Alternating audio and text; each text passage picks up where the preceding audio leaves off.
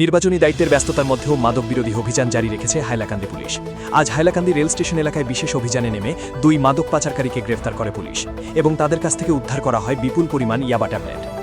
Police সূত্রে জানা গেছে, গোপন সূত্রে খবর পেয়ে রেল স্টেশন এলাকায় পরিকল্পিতভাবে অভিযান চালানো হয়। সেই অভিযানে প্রায় 2000টি ইয়াবা ট্যাবলেট উদ্ধার করা হয়, যার বাজার মূল্য আনুমানিক 10 লক্ষ টাকা। উদ্ধার হওয়া মাদকদ্রব্য মোট ওজন প্রায় 230 গ্রাম বলে জানিয়েছে পুলিশ। প্রাথমিক তদন্তে পুলিশ জানতে পেরেছে, উদ্ধার হওয়া এই মাদকদ্রব্য ট্রেনের মাধ্যমে মিজোরামে পাচারের পরিকল্পনা ছিল। গ্রেপ্তার হওয়া 2 অভিযুক্তের নাম আবুল হোসেন লস্কর, গ্রাম বোয়ালিপাড় পার্ট 3, হিলাল উদ্দিন, গ্রাম পাঠাকৌড়ি, থানা রাতাবাড়ি, জেলা শ্রীভূমি। পুলিশ ইতিমধ্যে ধৃতদের বিরুদ্ধে মামলা রুজু করে জিজ্ঞাসাবাদ শুরু করেছে।